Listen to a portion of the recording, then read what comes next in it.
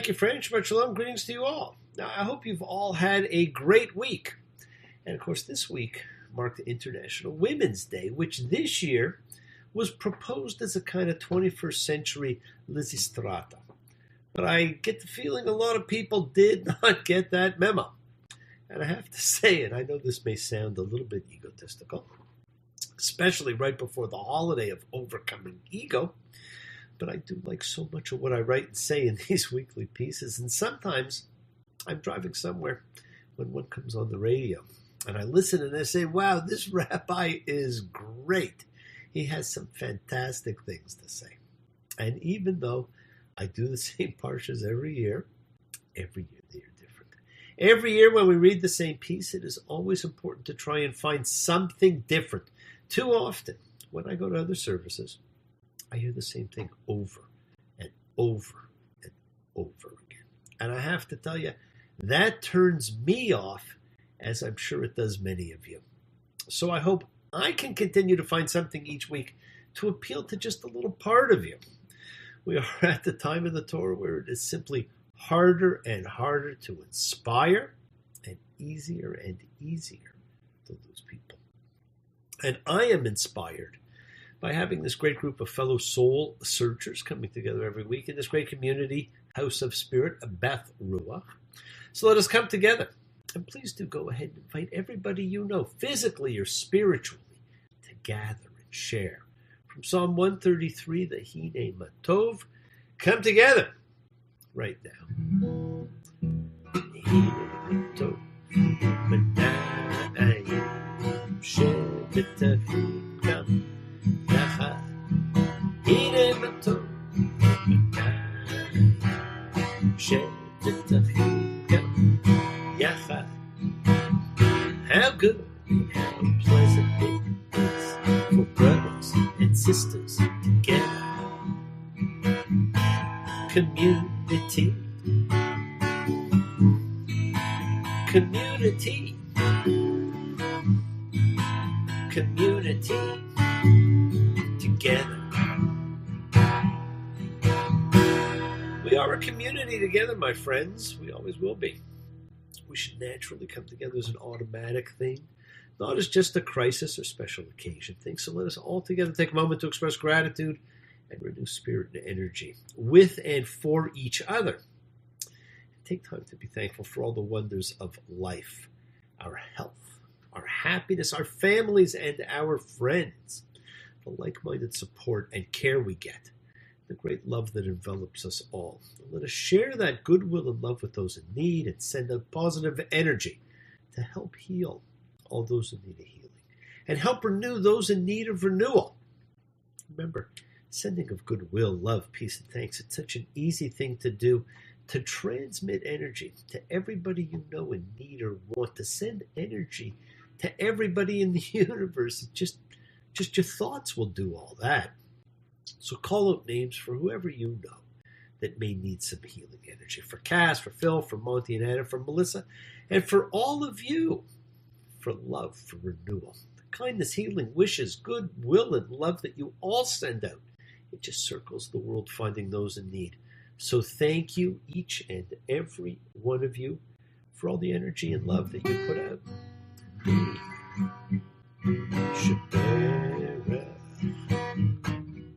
Avotenu Makor HaBracha Limotenu. May the source of strength who blessed the ones before us help us find the courage to make our lives a blessing. The renewal of body, the renewal of spirit. Let us say, Amen. Misha Baruch, let us all, everywhere, have our spirits renewed, my friends. Well, we're in the building phase of priestly trappings, the things people identify with because they are things.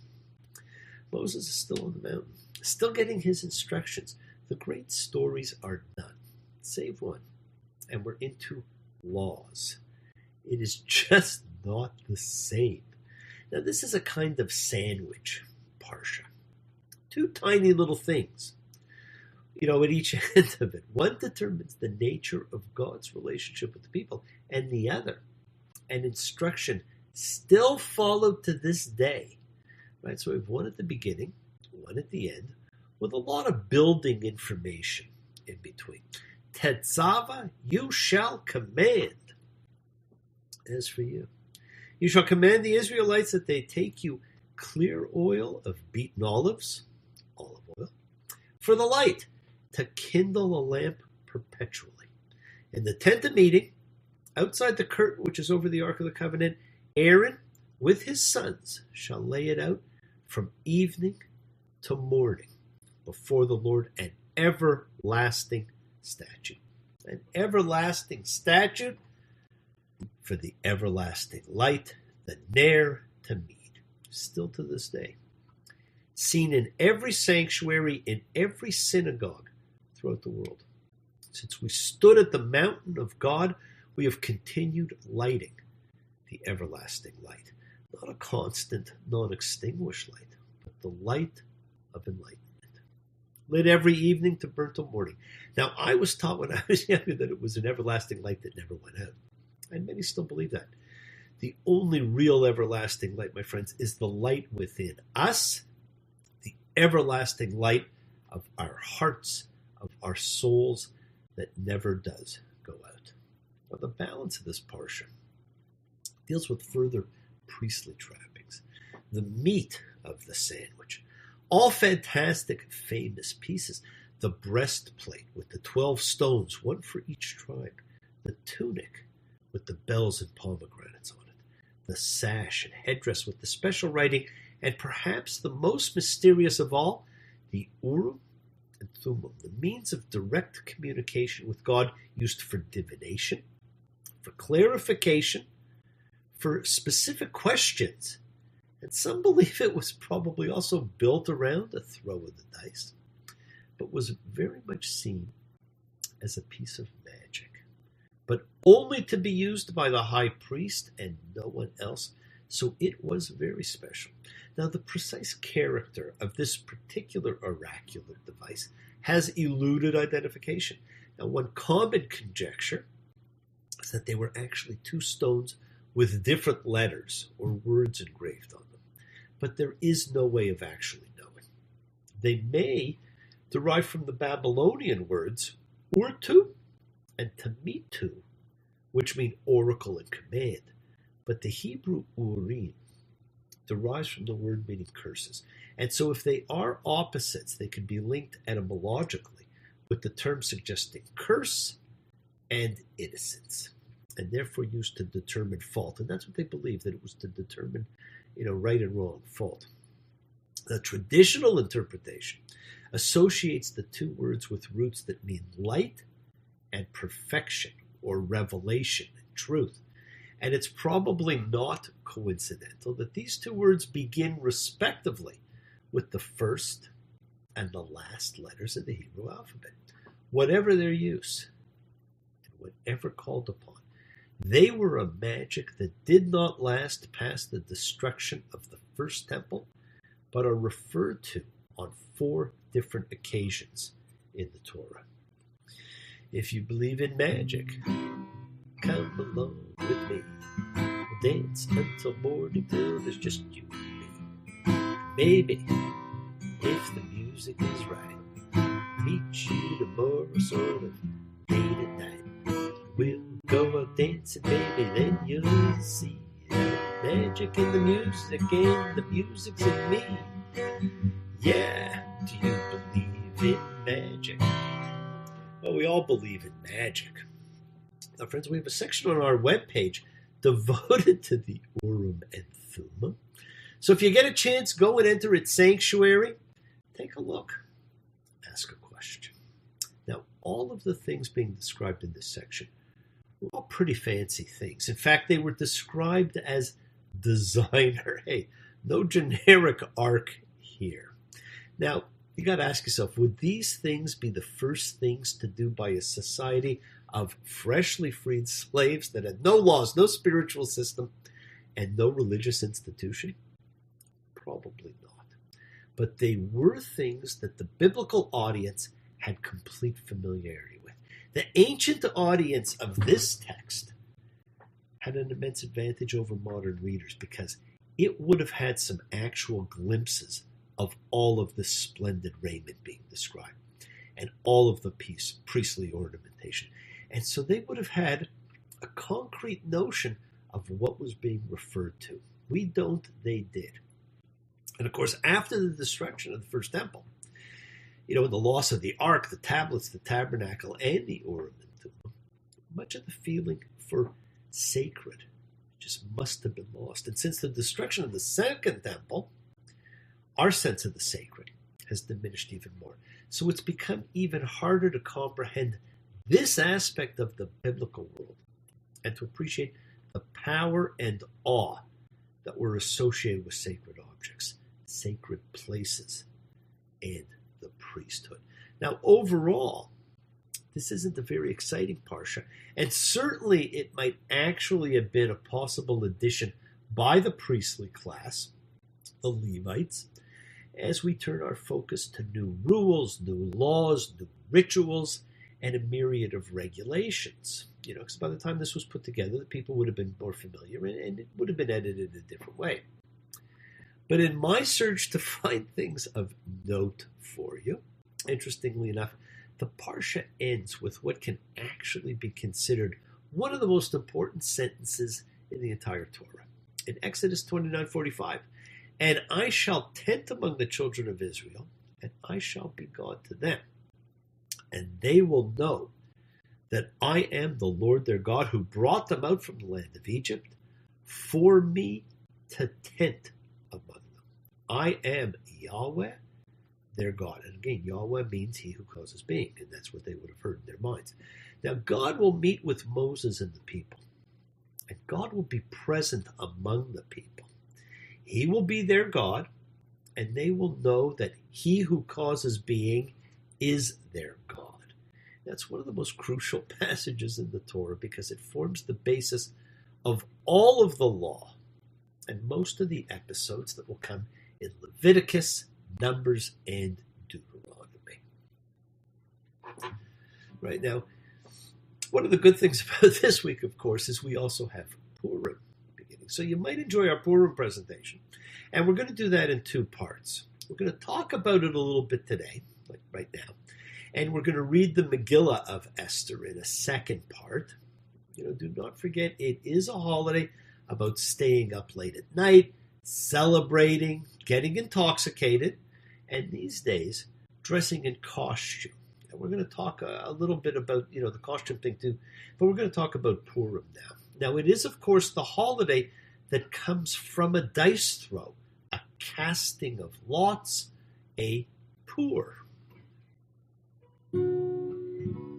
Luck, be a lady tonight. Luck, be a lady tonight. Luck, if you've ever been a lady to begin with. Luck, be a lady tonight. Now, the chairman of the board sang that song wonderfully. The Godfather, not so good. So before we read the book of Esther in a day or two, let's talk a little bit about it and the story about what Esther is all about. Now, its two heroes have Babylonian names, Marduk and Ishtar, the king and queen of the gods, which in Hebrew became Mordechai and Esther. Now, the book of Esther, it's a very unusual book in that it is the only book of the Bible that does not contain the name of God. In fact, it includes virtually no reference to God whatsoever. Now, Mordechai makes a vague reference to the fact that the Jews will be saved by someone else, if not by Esther. And while that is traditionally interpreted to be the closest the book comes not mentioning God, it strikes me as a bit of a stretch of an interpretation. Now, the primary commandment related to Purim is to hear the reading of the book of Esther. But there are actually 4 mitzvot or commandments that the holiday calls for. The reading of the megillah, a festive meal, sending gifts, and giving charity or gifts to the poor. All are things that we should do all of the time anyhow, without having to have it built into a holiday. But at least if it's built into a holiday, we may observe it a little more. Now, there are actually 5 books of Jewish scripture that are properly referred to as megillahs or scrolls.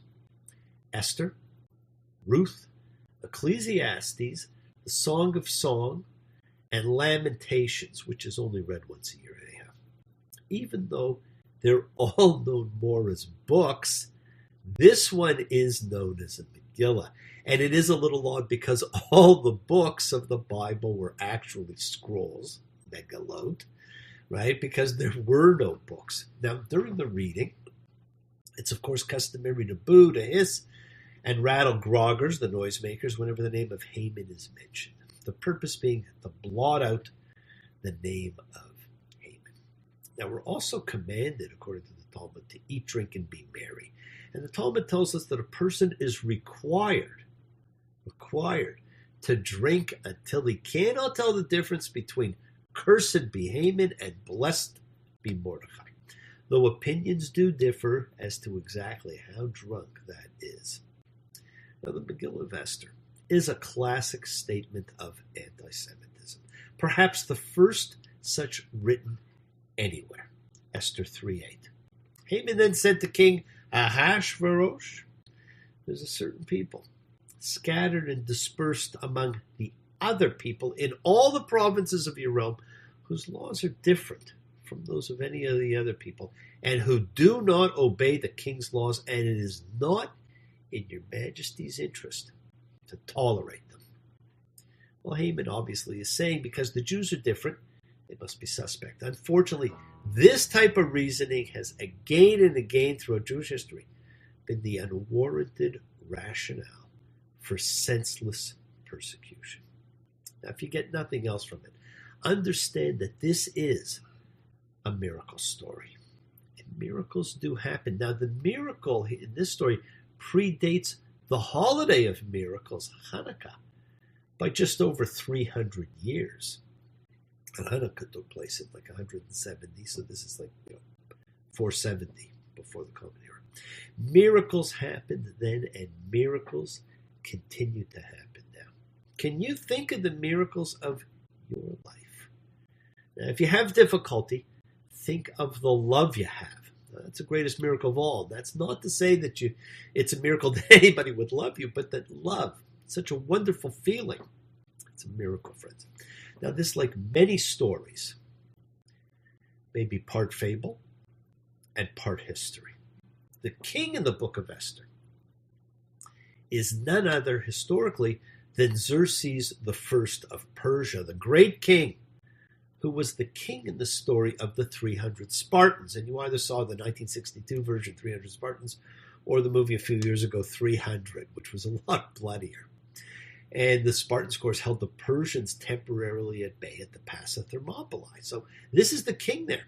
And those events are the ones referred to in Esther 2:1, where it says, when these days were past. Those are the days that are past that it's talking about. Now, I personally doubt that they had costume parties in the Persian court. So why do we dress in costumes? Why is Purim seen as Halloween, as a masquerade affair? Masquerade. Paper faces on parade. Masquerade. Hide your face so the world will never find you.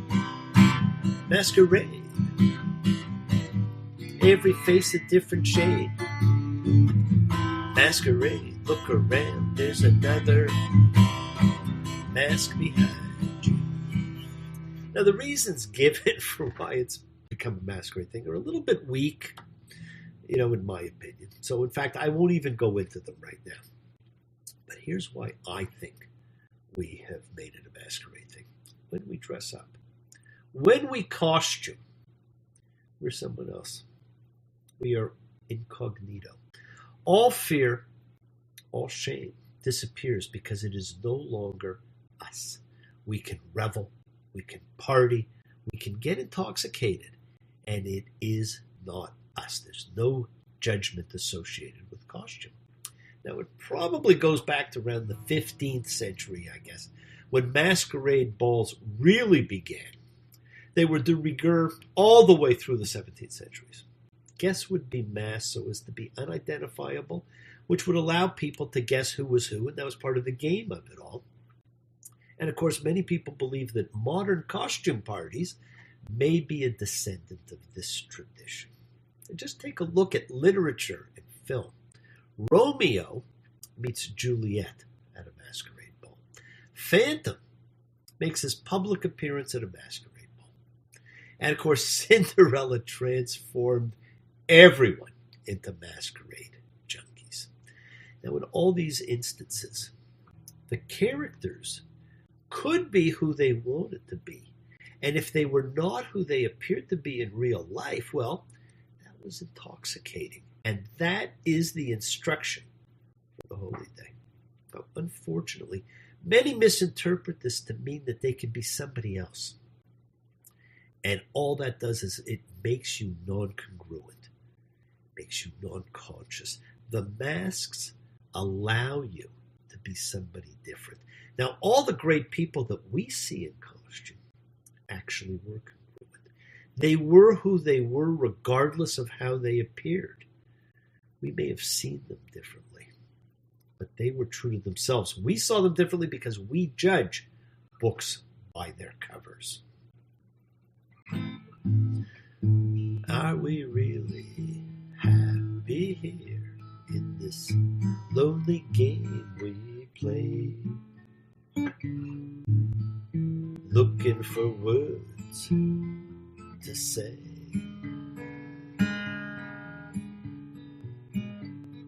Searching but not finding, understanding anyway. We're lost in this masquerade. Now, that was the great Leon Russell song, This Masquerade. And who did it better than George Benson? Yes, the world is sacred. So is everything in it. Express your gratitude, light a candle, make a wish. Celebrate your life and the lives of those you love. Share your feelings with them. Live free, be free, honor your freedom. Be well, be happy, and be blessed. Share and honor the light and all who live in the light and continue to shine. Continue to send everybody you know goodwill and love. Pray for peace and freedom for everyone and into terror and hatred. Remember, friends, we are a community. We learn together. We celebrate each other. We love each other. We share this ride together, men and women equally. Let us send out love, not fear. Send out peace, harmony, good healing to all who need it. And please do. Learn to forgive. Learn to love. Open your hearts. Honor the relationships of your life. Tell those you love that you love them. Take advantage of the time you have. Enjoy the journey. We take the twists and turns and the patterns that we through the fabric of our lives in our effort to grow, to learn, to be, to love. So please do love. Send healing, goodwill, and love to all who need it. Share your gift of healing. God bless you all. Have a fantastic week, a week of light and love, a week of peace. Have a wonderful Purim. Come back and listen to the whole megillah and throw the dice on living life the way you want. Honor the people of your life. Honor the journey you were on. Honor yourself. Friends, keep your eyes open to what you may not be seeing. Keep your ears open and listen to the world around you. Remember, we set in motion all that happens in our lives, our intention, our cause, our effect. Everything is linked. As I've said, you always have time to forgive and to be forgiven. You do have the knowledge of what is good and bad. So acknowledge what you've done wrong to yourself, to God, to any person you've wronged. Ask forgiveness. Do so with sincerity, accountability, and vulnerability. Forgive those who've hurt you as you learn to be forgiving and be compassionate. Do not stop your journey. Do not stop moving towards your promised land. It is in sight. Keep on dreaming, keep on being, keep sharing, keep shining, keep teaching, keep spreading joy and goodwill. Do not follow fear. Follow love. It's always there in front of you. And remember to have faith and unwavering adherence to principle, just as I have faith in the principle of love and all of you. And remember to act with purity of heart and mind, despising none, defrauding none, hating none, cherishing all, honoring every child of God, every creature of the earth. May all peoples know peace in this year. May you nurture kindness and love everywhere. Work to be present, my friends, in the body. Expand the heart, quiet the mind, because the deepest source of real power lies in consciousness and the ability to be present in all circumstances. Work on your intentions. Continue to believe in the magic of decency, of goodness, of humanity. Turn your dreams into reality. Turn your beliefs loose on the world. Now learn to be congruent, to be yourself 24 hours a day. It's how you stay conscious. Be you even when wearing a mask. You are you, a holy being in the eyes of God. Both afraid to say we're just too far away from being close together from the start. We tried to talk it over, but the words got in the way. We're lost inside this lonely game we play. Stop playing games, my friends. Be yourself all the time. Be congruent. Give love, my friends. Embrace love, not fear. Forgiveness, not anger. Be there for someone, because someone's always there for you, whether you know it or not. I'm telling you that. Be happy, be healthy, be helpful, be kind, and be loving. I look forward to seeing you all next time. Until then, Shabbat Shalom and blessings to you all. And join me in the next day or two as we read the book of Esther, the whole megillah. Take care, friends. We'll speak to you soon. Bye.